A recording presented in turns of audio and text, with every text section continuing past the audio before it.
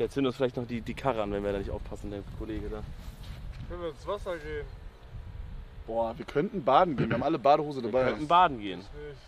Du nicht? Du nicht? Nee. Gehen wir mit Unterhose Geh aber. mit, ja, Ich hab nur eine. Das ist die. Du hast du eine hast einzige nur Unterhose? eine und Boxershorts. Digga, ich hab alle benutzt bei dieser Woche da. Hier ist eine Waschmaschine. Boah, warte mal, hast du jetzt seit 3 Tagen die gleiche Unterhose an?